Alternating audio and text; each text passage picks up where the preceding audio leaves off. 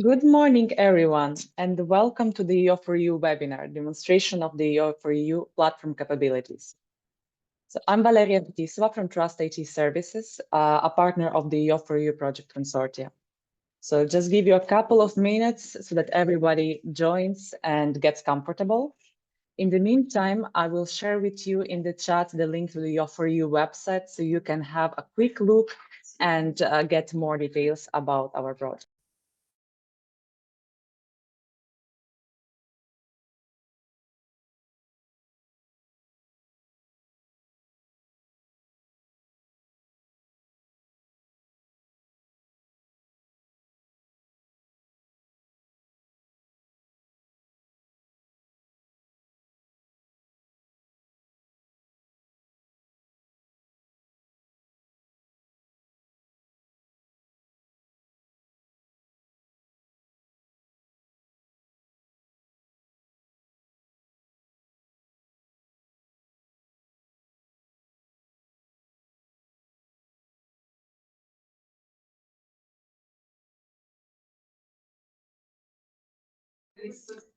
All right, I think we can slowly start. As I said, we have left the link to the EO4EU website in the chat, so please have a look and where you also can obtain more information about the EO4EU platform, which will be the main topic of our webinar today. So today we will discover together all the functionalities and scope of the EO4EU platform developed by the EO4EU project through this live tutorial. So we'll have lots of practical insights into functionalities and benefits for the users. So we will see together all of the capabilities of the platform, how they can meet the users' needs, how they can facilitate your work, and what are the expected results. And at the end, we will also open the floor to your questions. So please make sure to stay with us until the end. Now, just to give you a brief introduction of EO4EU. So if we can, yes, thank you. So the EO4EU is an innovation project funded by the European Commission with a large consortia of leading European organizations who are building the EO4EU platform. You can have a look at the whole list of partners on our website. And this is a unique solution that aims to facilitate access to major EO data sources, some of which you can see on the screen. So the final goal is to facilitate access, retrieval, processing of Earth observation data. And during this webinar, you will see in detail how the EO4EU platform aims to achieve this. So having a look at the agenda, we will start with an introduction to EO4EU, with an overview of the platform, the core areas, benefits, data outputs. Then we will proceed with a platform demonstration. So as I said before, lots of practical insights. We will have a demonstration of the interface. We'll have a look at the use cases which are being implemented within the project, and demonstration of 3D modeling. And finally, we will have a look at the evaluation of the results in terms of model training, algorithm, integration with external platforms and tools.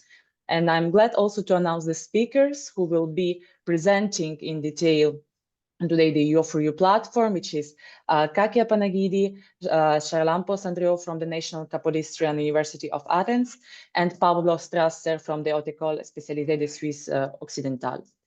So with this, I will pass the floor to Kakia. Okay, thank you, Valeria. Thank you a lot for your introduction and the brief presentation. I'm Kakia Panagidi, and here we are here to present what is EO4EU, what offers, why a user to use this platform, and how. EO4EU, as discussed, is a European-funded project targeting as a one-stop shop to facilitate the discovery and the processing of EO4EU Earth observation data. And why Earth observation data? Because, as you understand, we are talking about satellites, data that are coming in real time. We are having a lot of processing capabilities, but they're having also a lot of demands. We're talking about big data that can be combined with sensors and other, for example, meteorological measurements, and this give us predictions about disasters, weather conditions, and all these things. So we are talking about a platform that would like to facilitate all these things, to have a common interface as a discovery. As we said, we are providing an Earth observation data ecosystem.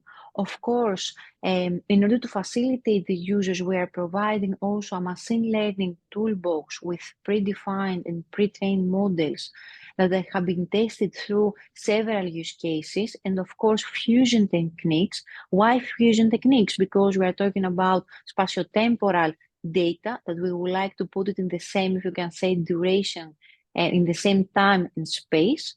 And of course, we're talking about semantic annotations and to offer to the users an augmented user experience through augmented reality, virtual reality, and of course, data analytics visualizations about the results of the specific workflows. What were the gaps? Because as we were starting and designing EO4EU, we had a lot of challenges. One of those was a lot of data sources that, as you know, as users of Earth observation data, they're having different APIs, different ways in order to process it, different ways to retrieve it. We have difficulties to find sources. Many times APIs are updated and users have to start again the process in order to download data.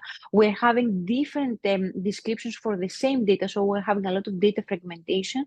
And of course, we're lacking tools in order to download it, to download big data that they need a lot of processing, as we say, in capabilities in order to have an advantage of them. So who benefits? What are the users that EO4EU targets? First of all, are researchers, of course, innovative institutions that they would like to go a step further about the research about Earth observation data. Earth observation providers, because we are giving them added tools, an API, a toolbox that they can use in order to leverage the use of Earth observation data. Citizens and scientists that they can use pre-trained models, pre-trained tools. They can see, if you can say, use cases about soil erosion in a real time, in daily, and to understand and to get profit of this, if you can say, soil erosion results, if you can say.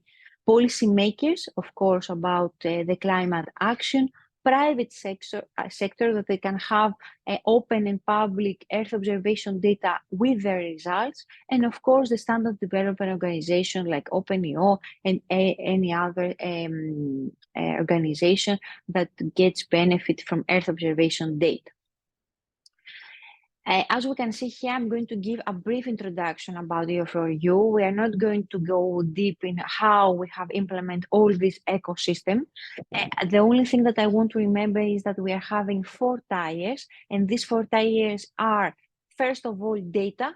We're having data tier and knowledge gap is where the data gets in our, if you can say, ecosystem, is the way they're harmonized and provided to the user. We're having the machine learning and the fusion toolbox that they're giving to the users tools in order to get advantage and to apply in data, if you can say, products that they have been harmonized, they have been few spatiotemporal, as we said, be taken in the same space and time. And of course, we are having a graphical user interface that offers a good user experience to the users. These are the 3 layers that probably we are going to see, and the user understands and they can have, if you can say, experience with it. What is hidden is all the backend. For a specific user, for a specific, if you can say, process, we're having a huge resources, we're having a cluster, a dynamic cluster creation, that we are creating clusters for the user dynamically, that they can handle even petabytes of data, processing capabilities, and then deliver the data securely and securely into the users. So we are having all these big, if you can say, infrastructure hidden above. Of course, we're using runtime, Kubernetes, we're having CI/CD infrastructures, dynamic machine learning tools that are going back and forth, and all these things. Going back to the data tier, just a quick, if you can say, brief description. We are using a knowledge graph. We're having a lot of data sources. We have GEOS, Inspire, ECNWF, Galileo. You can access real-time data, and of course, the user can also upload its data to our platform. So all the data sources, all these data sources are integrated in our system, and they can be processed and they can have access to the user. How? Through a knowledge graph. And why we use a knowledge graph? Because knowledge graph has a big adaptability. You can get several APIs, as you can see in the image. You can get a lot of custom parsers. You can put it in a knowledge graph, and this knowledge graph gives you a fine, quite, if you can say, a common meta information, serving all the data sources to the users. And this is quite important thing for the users and even for the technical partners that analyze critical information and they want a high quality, if you can say, meta information. Of course, we're providing a machine learning tool. We are about a toolbox for the post-processing of the fused data. Pablo is going to give a presentation later on about how we trained our models. We're having several models that can be applied to similar cases that they have quite good performance with huge, if you can say, inputs. And of course, we are having a semantic annotation. We would like to minimize the label data. We are talking about data that they're having to create a visual representations. We are not talking about only time series, but also geotiffs, files that are contain also geospatial information that is highly demanding of the processing.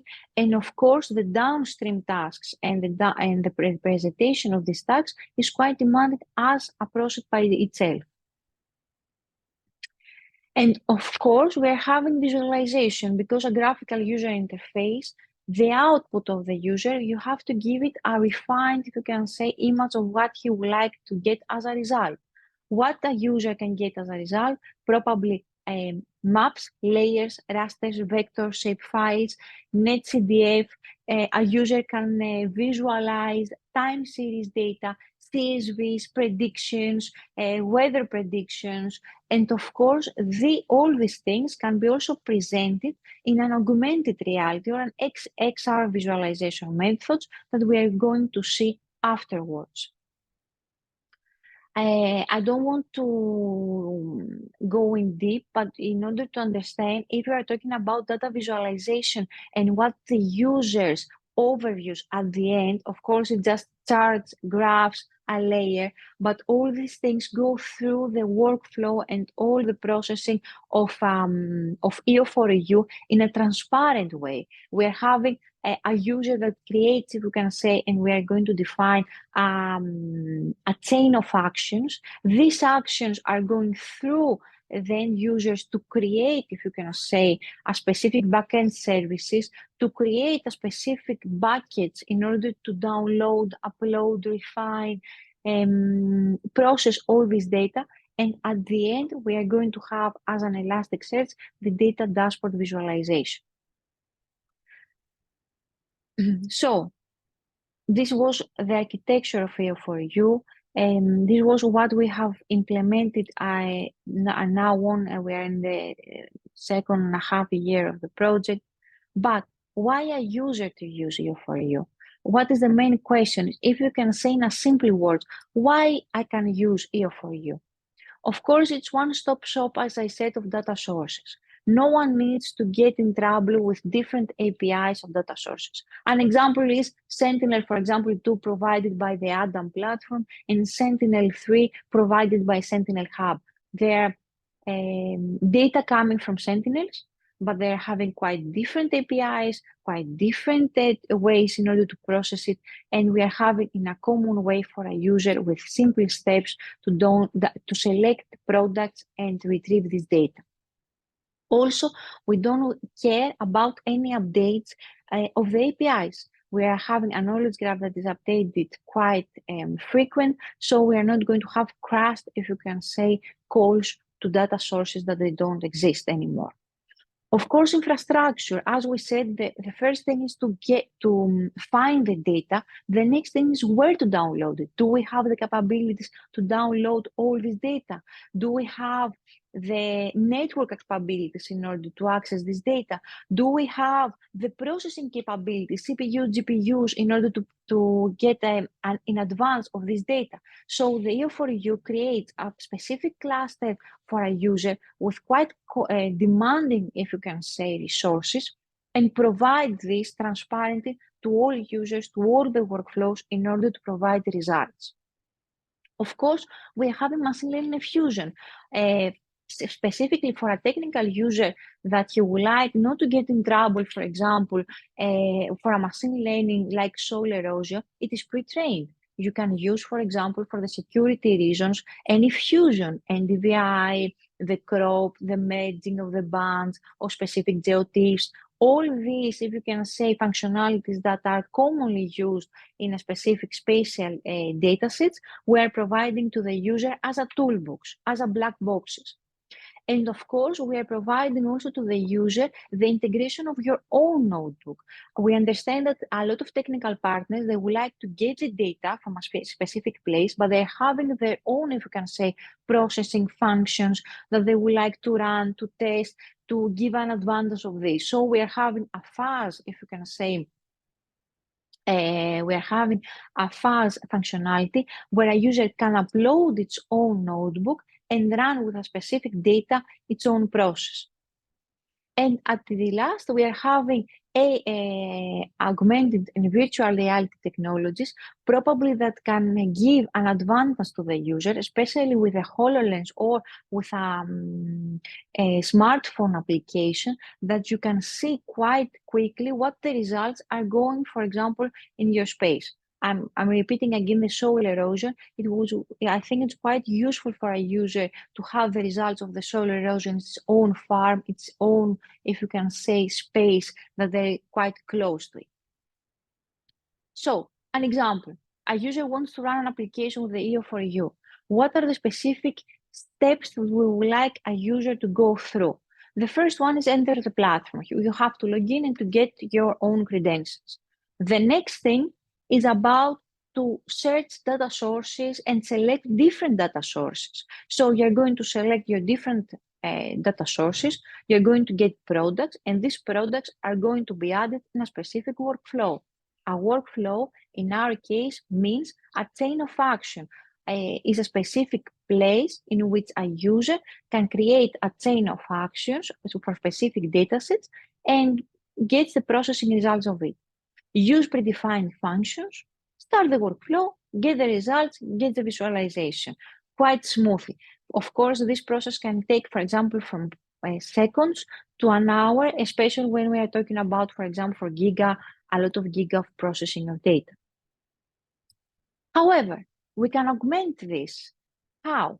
For example, a user would like to use Sentinel data coming from ADA, from ERA5 and all these things, but he would like also to upload his own data because he would like to make a merge of sensor data and of course Earth observation. It's also a possibility. You can upload your own data as a data set, and this can make persistent as publicly available to all the users or privately to use it once and then delete. Then we can create a workflow, use predefined functions, start the workflow, get the results and the visualization. Another need that was while we were discussing with end users is to upload a notebook. Yes, it's quite important to have predefined functions and models, but we understand that this process we would like to be open for the future. So a user with his own technical functions, with his own, if you can say, code, he can get the advantage of our datasets, he can take the advantage of our resources provided, but he can upload his own processing functionalities in order to test it and get the results. And of course, we have seen that many times users, they would like to run daily as a cron jobs, they would like to save a workflow as a template. and use it again and again because you would like to check the processing capabilities with different data sets as an input, and this takes time. So we are providing in the next, if you can say, technical workshop, how you can save the workflow as a template with two, if you can say, characteristics. Even public, that all the users can use this template as, for example, use case 5, about the crop imagination, for example, as the use cases, and use it as a template again and again, or a private is a workflow that is for my use and only, and I would like to run it as a cron job. And of course, as we can see in the use cases, a user probably he will not want to go through the web platform. He will like to be in his own notebook or his own self Python commands, but he would like to access EO4EU as a black box. And to do what? To get data sources, to upload its own data sets, to select different data sources, to rerun a workflow, because, for example, for a user, it can be for an application, it could be quite useful to daily update the results, for example, with meteorological data from ECMWF, for example, and get specific results of the day. So this is also an opportunity. You can get either from the graphical user interface, all the actions, or you can call it through an external API as a user. And that's why probably our two technical, if you can say, webinars with hands-on are going to dedicate it to the use of the web platform, as we are going to say it afterwards, and also the use of the API as a black box with specific, if you can say, test cases. So the dashboard, as I described before, we are having a common web interface. This interface has a communication integration with the EO4EU ecosystem, with all the backend that we have seen. What are the main, if you can say, components? It's the data search, the workflow creator, the workflow editor, data visualization, map visualization, file explorer, and XVR functionalities. Let's go to say that data set is when you're going to search all the possible data sources. Workflow creator is that you're creating a specific, if you can say, area of working with specific data sources. So when we create a workflow, we are assigned specific data source in it. Or you can create a blank workflow in order to upload your own, if you can say, in situ data sources. Workflow editor is when we are editing the chain of our actions, and the data visualization comes afterwards, after the models have run, and you can see either the output of your charts or the output of the map visualization as rasters on top of that, or the file explorer, what files you are having in the specific bucket we create, or the XRVR functionalities. As the workflows are going to run and you are going to publish, we are going to go through together, you're going to see at the left part notifications. You're going to get notifications in which step you are and what is the processing of your specific, if you can say, a chain of actions. And why is that? Because as you understand, we are talking about a lot of data. And this data, even for the downloading, they can get from several products some seconds, either to 10 minutes, because you are requesting 200, for example, products. So all these things is just to give an overview in which step we are, what is successfully, if you had any problem, and all these things. Knowledge graph or the data sets, you are going to get a common interface in which you can search with specific keywords all the data coming in your, if you can say, all the data are responding in the description or the name about the temperature. You can see ERA5, you can see Adam, you can see UMECHAT, you can see these things. Of course, you can select specific area of interest and specific time duration. Why is this important? Because Fusion, as a preprocessor, of course, he is going to maybe even if you're going to request a specific area, a specific data source can download the whole world. EO4EU is responsible at some point to crop before processing the specific bounded box you are requested beforehand. Here you can see the workflow. What we are meaning workflow is a chain of actions, a chain of models that we are putting in our use case. And of course, you can see in the right part a script in Python, probably a Python script that you can upload and run as your own code. And we're compatible also with Jupyter, if you can say, notebooks. And here is, for example, use case 6, a specific workflow. What we have put the data sources.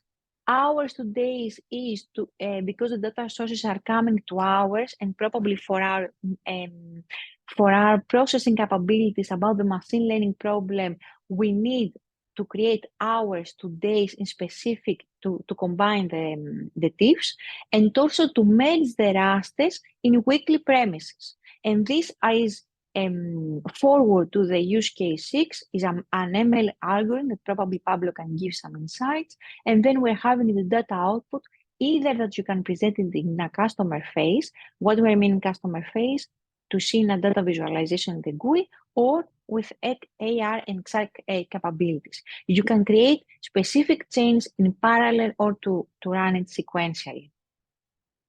Data visualization is what we are talking about, the time series. We are talking about CSV, JSONs, whatever can be can show in a specific graph. It's like this. It's like time series. We are talking about data visualization at first, about data coming in a time series format, or a CSV, or as a predictions, but we are talking about numbers, columns in a specific table.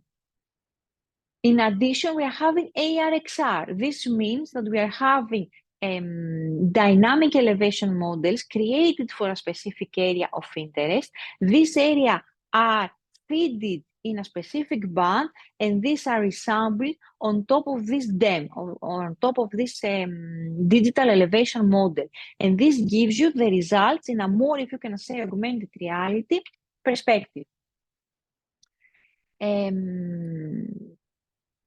Okay, I would like also to demonstrate the VRXR, but let's go through first of all quite quickly for the use cases, and I'm coming back also to the VR and the use of the platform.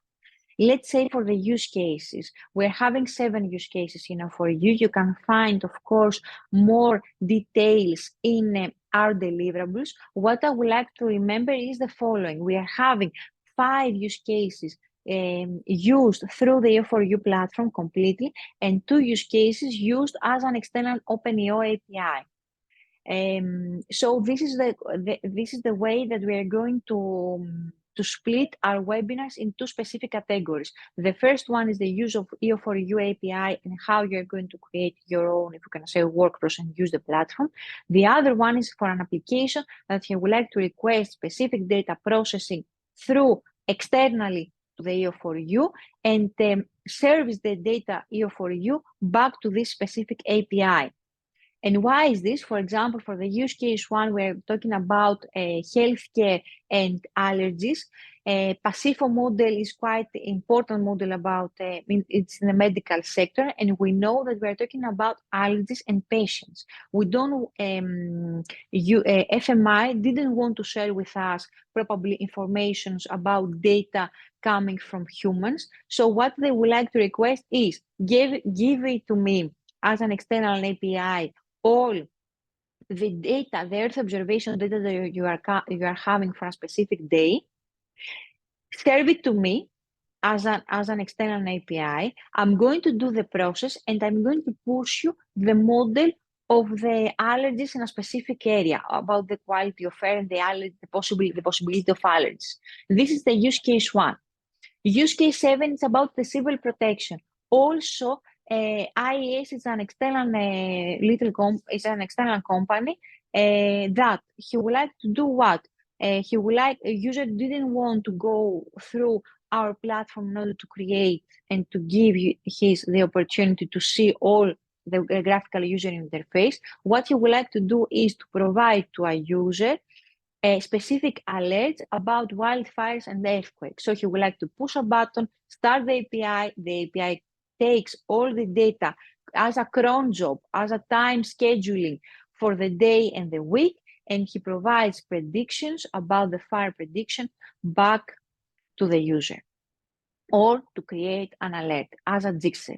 So this is something like that external APIs take advantage from our, if you can say, platform. Use case 2 is about ocean monitoring. Through the use case 2 and with the help of Danaos, the marine company, we exploit the following in situ data, because as a first step, Danaos would like to do a weather forecast and ship routing. Depending on the weather that you can see daily in your ship, probably you can compute, of course, your fuel consumption of a specific ship and the best part. So what he would like to do, first of all, to run an image classification on top of daily weather coming from the Sentinel weather conditions to forecast the situation of the wind. So this goes through all the EO4EU, and the output of this, together with sensor, if you can say, values from the ship that they are uploaded on demand from the user, we can make a prediction about their fuel consumption. So we are having two machine learning that can be also serialized through a specific workflow.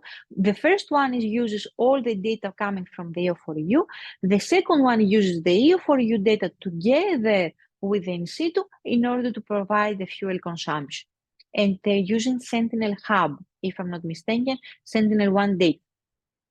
Use case 3 is about the food security, about the crop, is about the satellites and the production of a specific crop and how is health about in order to be consumed. So it's about crop and climate conditions. We are having a lot of ERA 5, Sentinel-1, Sentinel-2, and we're creating a machine learning algorithm in order to predict the food security of a specific crop. If I'm mistaken, this is going to be extended also during as we speak for to serve a bigger categories of crops and how about how safe is about the climate conditions. Forest, we are talking about forest, apply ecosystem to simulate the forest ecosystem, and if a specific area can be, if you can say, from the Sentinel that can be categorized as a forest or not. This is coming from also Sentinel 3, Sentinel Hub and Sentinel-1. Sentinel-1, the input of Sentinel-1. Sentinel-1 is, from the Sentinel Hub needs a lot of evaluation scripts that we have already predefined and served in the EO4EU platform. Soil erosion. Soil erosion is about the soil erosion that we like, about the water-induced erosion, the machine learning algorithms that we are having. So what we are taking is Sentinel-2 bands, different bands that we are going to merge, put it inside in order to serve the machine learning model, and then having the soil erosion prediction from a specific area.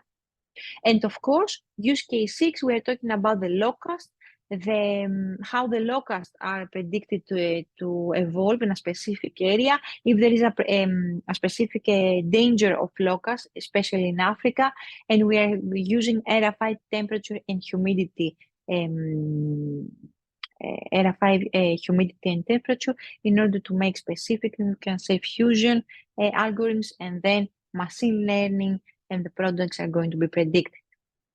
Here I would like to check a specific use of virtual reality representation with Oculus MetaQuest, that you can see that we can have to select a workflow with a specific digital elevation model. We are using all the buckets that we are having through that the user has created in his own, if you can say, account.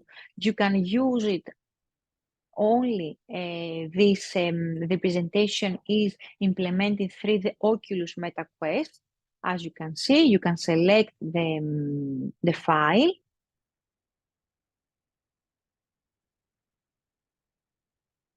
I'd just like to be uploaded.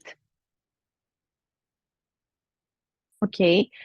The file and the demo, if you can say, of the products of our use case are presented in your own hands. You can take it, you can put it in a specific, if you can say, that is more interested. You can, you can make a lot of requests, just not to waste your time. I'm going to send you this link. You can, of course, be inside this area. And I think it's quite, if you can say, helpful for a specific area to make zoom out, or to use this area in specific in a presentation, or when we are talking about that we are having this data in your palm.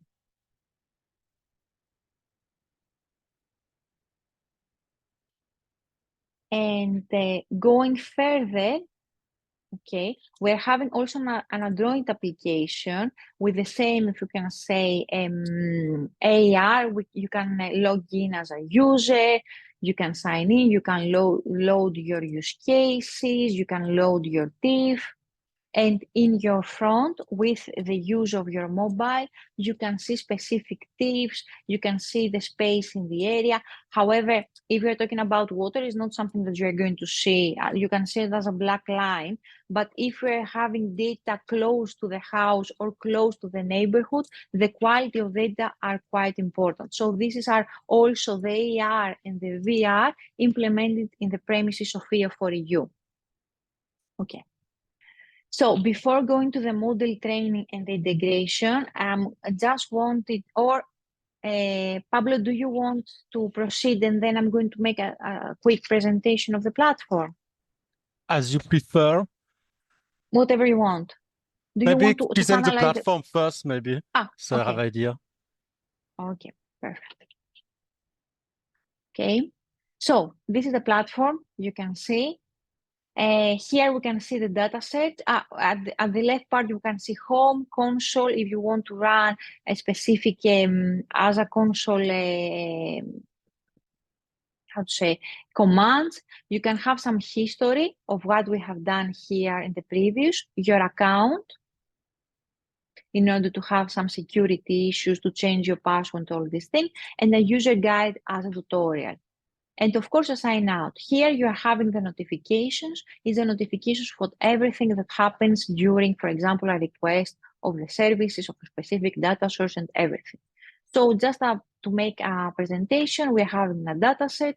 Here you can select which data source we have already integrated in our platform. For example, I can search to all, I'm sorry, it's a Greek. I can search all my data sources. We are having like the most, if you can say, data sources, like the most preferable to the user that we are going to have displayed. So we're having ERA5, land, data coming from UMEChat, from Adam. Let's say that we are having, for example, ERA5 land, 2 meter hourly. We're having the description of the work. We are having the file format. And of course, we're having the advanced filter. ERA5, as we said, downloads the whole world. This is not something that the user will like to know. But we are providing to the user to select, for example, a specific area of interest. Let's say we are in Greece, so we like to see something in Greece. I'm creating a bound box quite easily. I can delete this bounded box, of course, and I create another one, or something like a polygon. And then I can select a date or duration that I would like to check my data. Let's say that I would like to check my data for 4 days, let's say. Let's push filter now. Okay. Here are some of the data that we are requesting for the specific day rate. I can select all, I can select some of them. Right now we're talking about 69 products, and of course I can select download through and generate script. What I'm having is to provide also to the technical users if they were requesting to to create a Python script downloading the same data.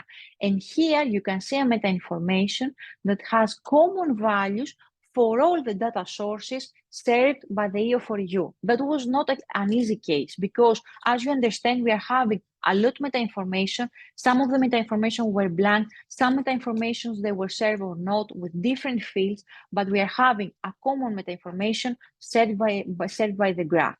So I save this workflow product, and what I'm having is I'm searching the data search, and what is the next part if I'm creating a data search? To have some workflows. It's like something like, how to say, to go to a shop and you're having the preferable products you would like to buy, if I can say, but something like quite common in our, if you can say, interface in our actions. So I would like to select, I can see here the time created. What actions I can have, for example, I can select 2 different data sources to add it in a specific workflow, in my specific actions of list. Let's say I'm going to select this, and I'm putting a name like webinar 1, create a workflow.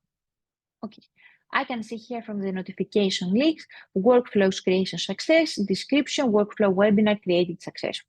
Okay, perfect. So what I am expecting here, I'm expecting here to see all my workflows that I have run. You can see that I have run a lot of workflows, or you can see also my webinar that I'm creating right now. The status of the webinar, that is something that I'm creating today, is view or delete, and it is the status draft. What I can view as a view is that I can put data output, get data input. Of course, I'm having some data input that I selected already, and the data output.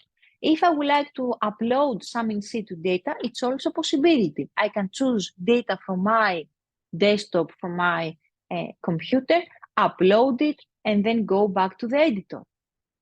What I would like to do, for example, just like here today, I can create, for example, this is the fusions, like process an HCDF. If the data source has an HCDF, for image preparation, to compute NDVI, to crop account, I can do it either to select it in parallel or sequentially. And of course, I'm having a toolbox of machine learning from SSL, compression, demo, classifier for Sentinel-2, and these are the use cases: forest prediction, wind prediction, food locals, and soil erosion. Okay, just to demonstrate you some, because right now I'm doing some how to say, some random actions. Let's say, for example, for use case 4, you can see here specific roles of action that they have in the AR, the customer face, and data sources, forest image preparation. Of course, we are having also, oh, what is this? Sorry. Also, I'm having, for example, the use case 6, like that you can have. Next of all, of course, when we're going to do our webinar in the graphical user interface, some of these are going to be implemented as a template, as you can select it, and they can open as a draft. And of course, we are having the fuzz operation. The fuzz is what we are also discussing about uploading your own code. Right now is Python script. You can select your own requirements. Probably we're going to upload it also as a zip or with a requirements in a specific, if you can say, guide. And then you can run your own open fuzz and notebook sequence of actions. And of course, after that, when the notifications are ready, you can see the map visualization. For example, I don't want to waste your time. For example, I can see C-factor. Okay, so we are having here the C-factor. Of course, this description is what it is implemented about the win predictions of the risk of the prediction here. We can see some another tip, but something like you can create to, here it is, Pablo, probably it has more meaningful because the soil erosion is not something meaningful in the water. Yeah, it's not meaningful in the sea. And this is, for example, from this specific sentinel, from this specific use case 5 is that you are selecting a bounded box, and from this specific bounded box, you are getting all the close, smaller bounded boxes of the specific area, either in the area or close to it. So probably you can have quite small boxes that you have to complete, that you have to merge to resample and to get the results of the soil erosion. However, with this graphical user interface, you understand, however, the quality of your outputs. I think that the time is passing. Probably, Pablo, we can return to you, and then I can come back also to the real time if Okay. we didn't have. Okay. So the floor is yours, Pablo. Okay, so now I will present you a bit how the training was done and how the models that I have already implemented on the platform for machine learning were trained and deployed.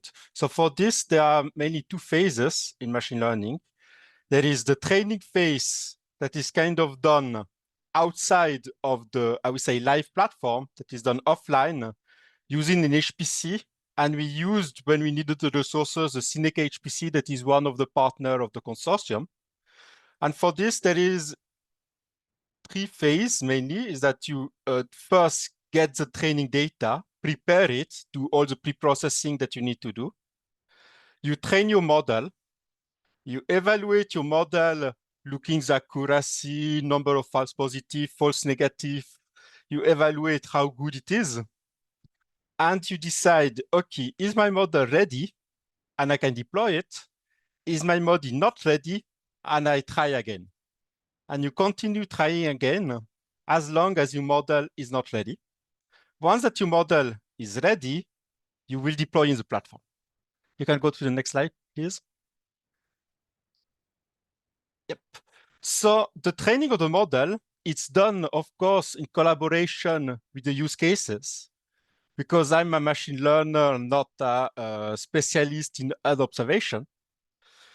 The training is done using an HPC because of the needed computational resources using GPUs and a lot of resources, memories, and a lot of data. And once the model is trained and you have the files, you deploy it on the EO4EU platform. Next slide, please. Okay, so how is the deployment of the model done? For this, there is mainly two parts. The first part is what I call a generic inference server. That is a part that allows you to deploy a standard machine learning models that tries to be as generic as possible. And in fact, it consists of an REST APIs that an advanced user could use if they want, that you can also access with programming language and use accelerators and all these things. In fact, all these models is defined in a model file. That is the things that you received after training. After, because our goal is to be integrated in the EO4EU platform, there is a second component that speak with this inference server that allows to integrate this model in the platform.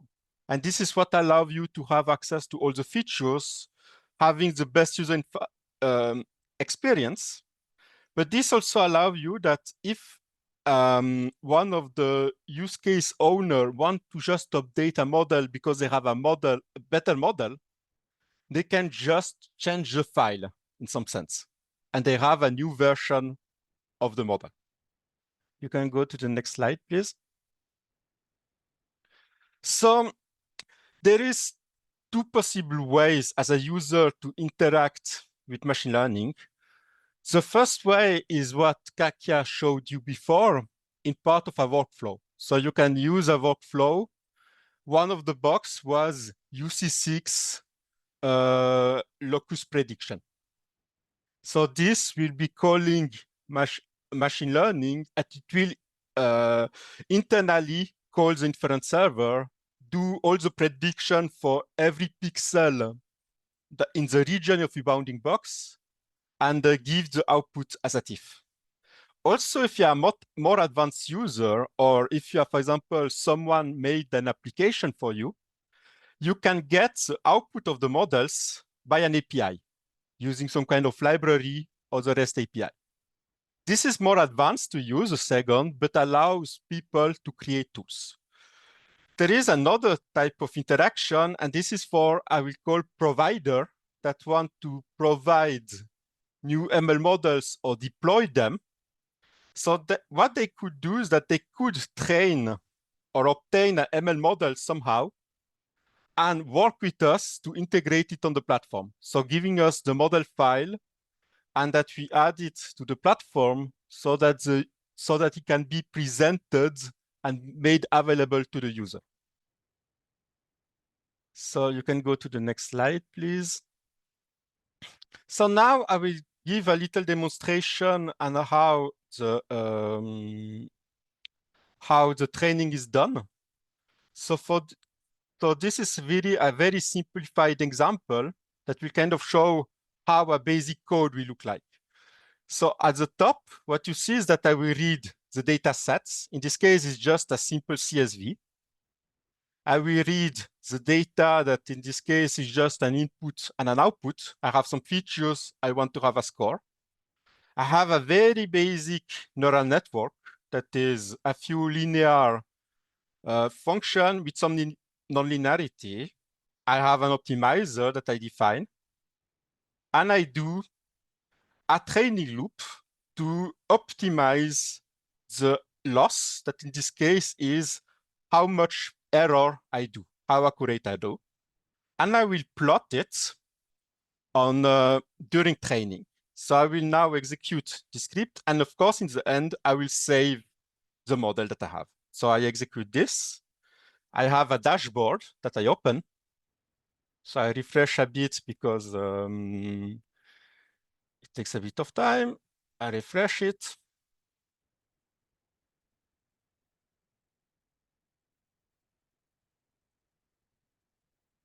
So here what you will see is that you see the accuracy increasing as I am training. Of course, this is a basic example, but a real example will not be too much different, only the model will be more complicated. It will not be one file of code, but maybe 10 files of code.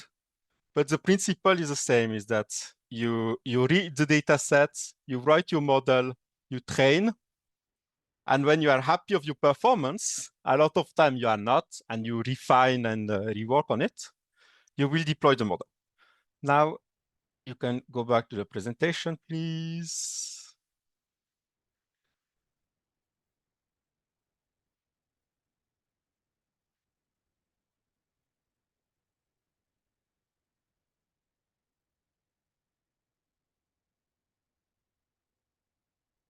Heck yeah.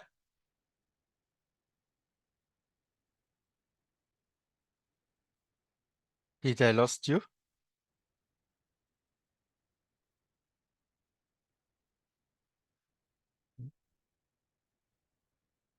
Hello?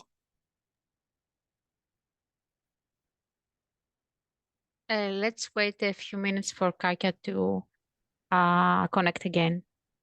I was not sure if it was me. No.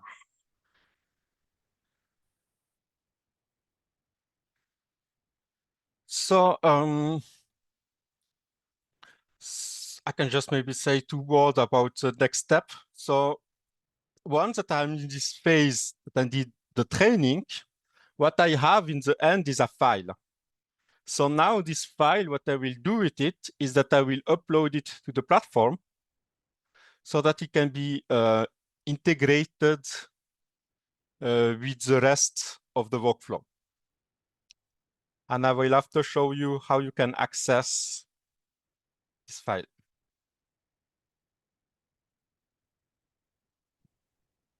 I'm sorry, but something happened to my internet connection. I'm so No sorry. problem. Okay, so let's continue. Can you open the presentation, please? Yes. Thank you. Okay. Here, what I'm showing you is when I upload the file. So in fact, there is an S3 bucket where you see all the models classified in folders depending on the use cases, and each of them has a file that is in a standard format. There are multiple formats depending what framework you use to train them. And the inference server will read this file. So there is no really custom code for the different models. All the information about the models is mainly in these files and the config file that is outside of it. You can go to the next slide. So now I will show you a demonstration about another way to access the machine learning using libraries. And in fact, these libraries, you can use it. In this example, I'm using a Jupyter notebook, but you could use it also in a Jupyter notebook inside of the platform. You can use it in the FAST. You can use it in or in your own machine. So this is a video, in fact. Oh, it's no problem. So you can just, in fact, see it. So it's not very important. But in fact, if you execute it, if you run this, you will see what. I cannot probably. I don't know why. Yeah. Oh, no problem. So in fact, what will happen if you execute it is that it will download it. You will be able to list all the models and execute it and get the value depending the inputs that you have. So this allows the user to really create a custom, you could create a custom application using that. Okay. I think this is the main things. Okay, and also, sorry, Pablo, I'm also, because we're running out of time. I can see also the OpenEO API. It was quite important for us not only to provide an external API, but also to be compatible with OpenEO Hub. And right now, the OpenEO API, the API that is externally, if you can say, accessible for the use of EO4EU platform, is already registered in the OpenEO Hub. It is compatible with it, and you can do all, if you can say, the functionalities, all the functions to see the applications, the authorization as a user, to see the resources, your S3 bucket, the files, probably to start a workflow, to stop a workflow, to upload files in your system, to have the user management. So everything that goes through the through the graphical user interface that is transparent for the user, it is quite accessible through the use of the API, and what we would like to demonstrate through the second, if you can say, webinar. And here you can see what is the Swagger that you can put, for example, your own token that you are having from the username and your password, and you can access all the services provided by EO4EU that is compatible again with OpenEO API. So what I would like to discuss that today it was a brief interface about our introduction of all our services that we're providing as EO4EU. What we would like to do is that we're going to finalize and to disseminate quite soon a technical webinar for the signed up users for the training of the platform. We are going to have hands-on and to create use cases, and of course to create a second webinar also for the use of EO4EU API. It's going to be 2 hours, probably, or 1 hour and a half. We are going to resolve all your questions. You can see, we are going to provide you with a tutorial and some demo, if you can say, files for your own use, because right now we are thinking that for a lot of users, probably they would like to join both of the technical webinars, but probably we are going to have audience that would like to check either the EO4EU platform or the EO4EU API. So we are giving you the brief, if you can say, overview of everything, and you can select to join both or whatever you want. Thank you. I think we are quite at 12. Okay, we're quite on time, I think, Valeria. Yes, correct. Thank you. Thank you, Kakia. Thank you, Pablo. I think we have a couple of questions. So I will start the one that we have in the Q&A box. So the first one is from Alexandros Fantasis, who's asking, can we access all this data at the moment, or where can I find the DEM data in VR?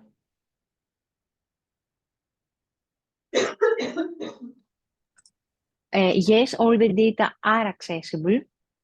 The digital elevation model is created on demand. So when you are requesting a specific area in order to download data as you see in the map, then and you are selecting the use of AR XR, then automatically a digital elevation model is created and stored in for the XR purposes. Of course, it is accessible. The only thing is to make a registration in our platform and then starting using the platform, or to send us for any other questions. Probably I'm going to show you also in the webinar at the end of February.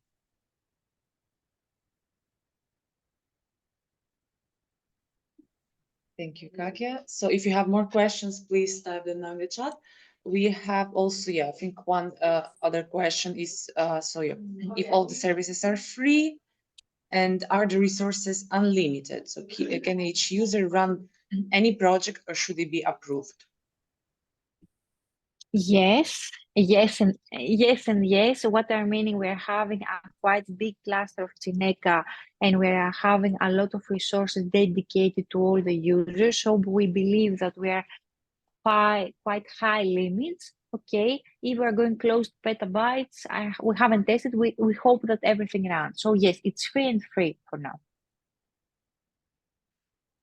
Okay, we have one last question regarding the webinars. So are they running all days? No, okay, if we can No, the previous yes, slide, we can I'm sorry. I'm putting the most preferably if you can say a duration of dates, the exact date. We are going to put it in, I think, in your website. You're going to send us a notification, Valeria. What I was trying to yeah.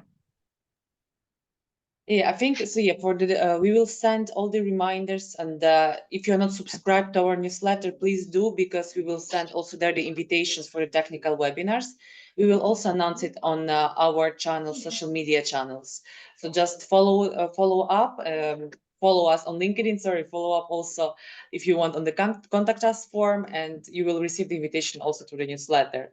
Okay, but if you have already some update on the time, yeah, please go ahead. About the time, no. I think that we have what I would like to demonstrate was something like that the first webinar is going to be at the end days of February, starting days of March, and at the mid of March is going to be the second. That's what I would like to give as just a brief demonstration. But no, it's going to be 1 day, 2 hours of training. All right, thank you. I think we have a raised hand from Alexandro Ovedenia, sorry.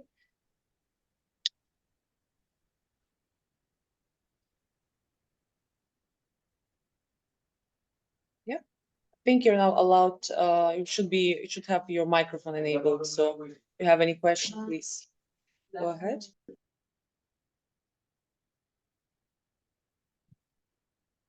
Yeah, the mic is not enabled.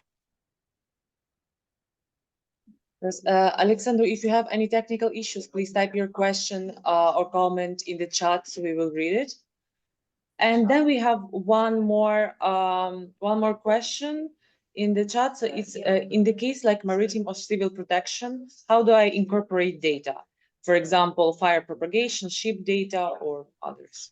Okay, there about the ship data, we are having multiple, if you can say, alternatives. The first one is we are having already some weather data that we can that you can download directly from the Sentinels in order to be used. You can use, for example, some of our models about the use cases of the maritime or the civil protection about the fire case.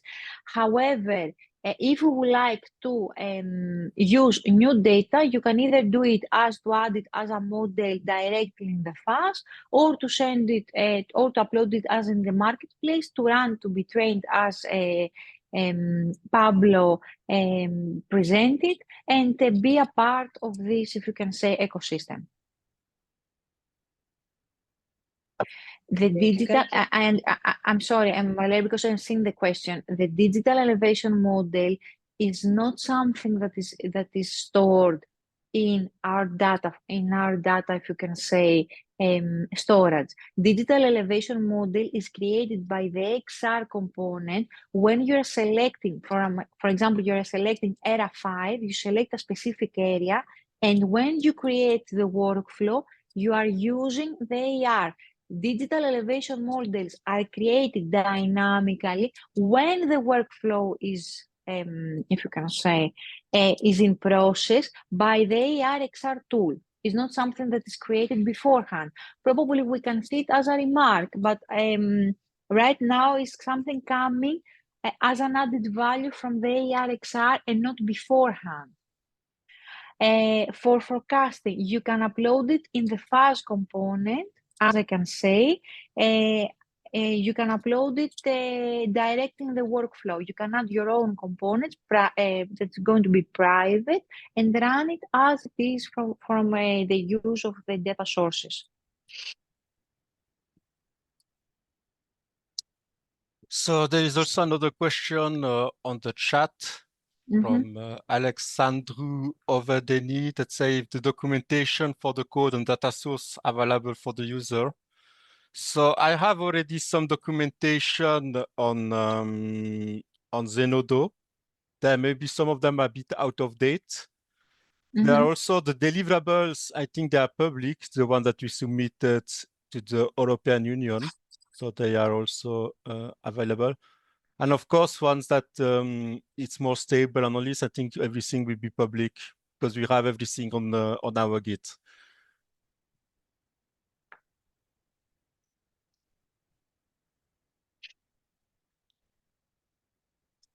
So there is a question about quota.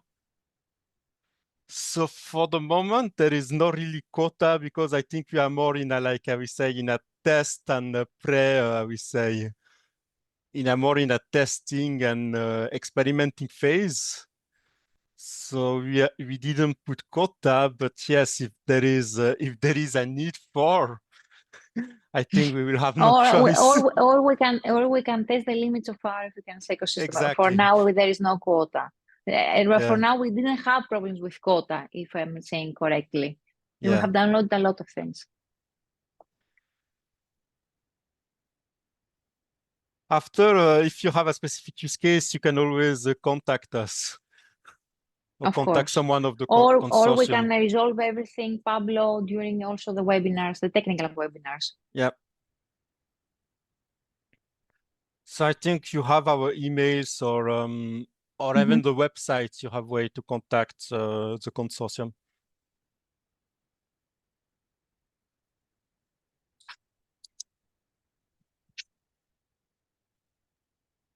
All right.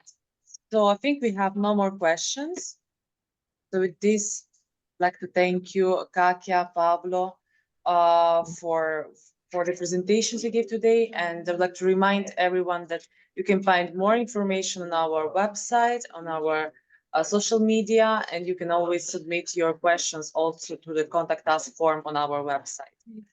So thank you all for joining today, and have a great day. Have a great day. Thank you all. Thank you all for participating. Have a nice day.